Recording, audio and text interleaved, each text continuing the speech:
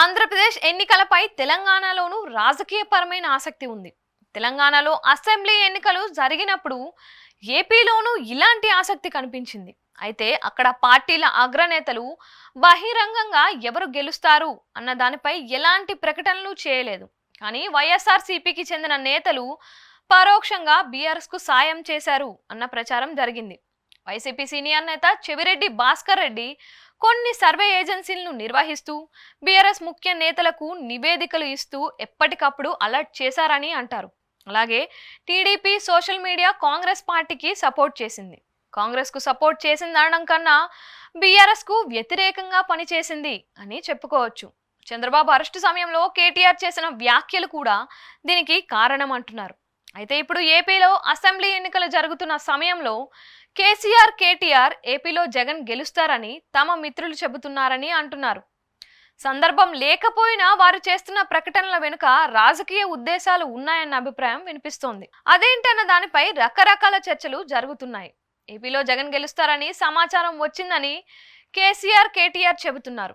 వేర్వేరు టీవీ ఛానళ్లలో మాట్లాడిన వీరు ఒకే అభిప్రాయాన్ని వేర్వేరుగా చెప్పారు. అదే సందర్భంలో ఎవరు గెలిచినా తమకేమీ సంబంధం ఉండదని కూడా అన్నారు.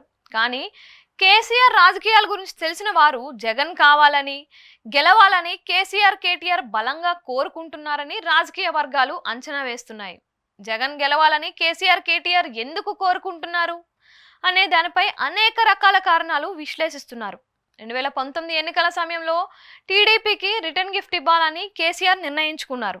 2019 అసెంబ్లీ ఎన్నికల సమయంలో మహాకూటమిగా ఏర్పడి తమను ఓడించే ప్రయత్నం చేశారని కేసీఆర్ ఆగ్రహంతో చంద్రబాబుని ఓడించాలని నిర్ణయం తీసుకున్నారు.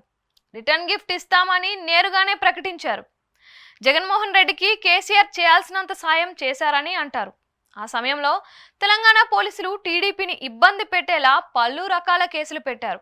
అందులో డేటా చోరీ లాంటి కేసులతో టీడీపీ యాప్కు సంబంధించిన పూర్తి సమాచారం సేకరించారు. అలాగే కేసీఆర్ వైసీపీకి ఆర్థిక సహాయం చేశారని కూడా టీడీపీ నేతలు ఆరోపించారు. ఇక 2019 ఎన్నికల సమయంలో టీడీపీ ఆర్థిక వనరుల్ని హైదరాబాద్ దాటకుండా చేశారని చెబుతారు. టీడీపీ అభ్యర్థుల ఆర్థిక మూలాలు తెలంగాణలో ఉంటాయి కాబట్టి అనేక మంది బెదిరించారని, చాలా మందిని పార్టీ మారిపోయేలా చేశారని చెప్పుకుంటారు.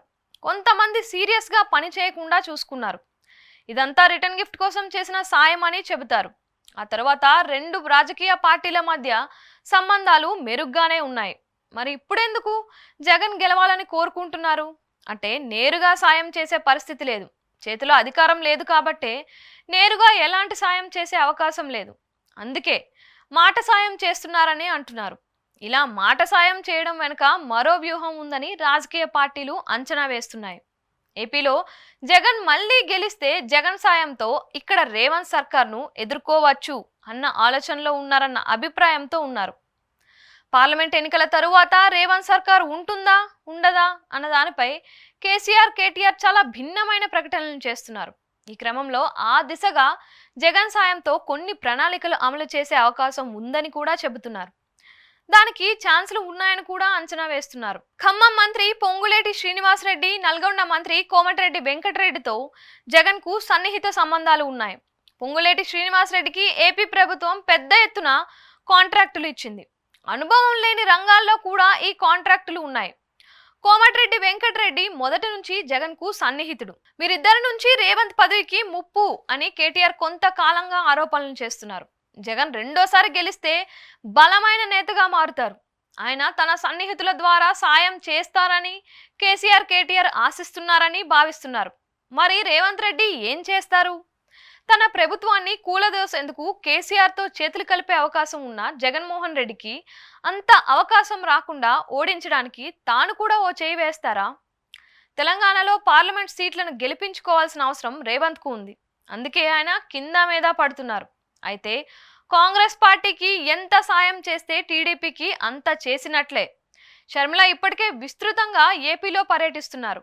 ఆమె వైసీపీ ఓట్ బ్యాంక్ అయిన దళిత ముస్లింలపై ప్రత్యేక దృష్టి పెట్టి రాజకీయం చేస్తున్నారు. రేవంత్ వైపు నుంచి షర్మిలకు సాయం అందితే ఆమె మరింత బలంగా ప్రజల్లోకి వెళ్తారు. జగన్మోహన్ రెడ్డి చేస్తున్న ప్రకటనతో షర్మిల తన వైపు సానుభూతి ఉండేలా చూసుకుంటున్నారు. ఈ మిషన్లో సక్సెస్ అయ్యి కాంగ్రెస్ 4% ఓట్లు చీలిస్తే వైసీపీ పరాజయం ఊహించినంత ఎక్కువగా ఉంటుంది. ప్రస్తుతానికి రేవంత్ చేయగలిగింది అదొక్కటే అనుకోవచ్చు. అంటే ఏపీలో వచ్చే ఫలితాలు తెలంగాణ రాజకీయాల్లోనూ కీలక మార్పులకు గురి చేయనున్నాయి.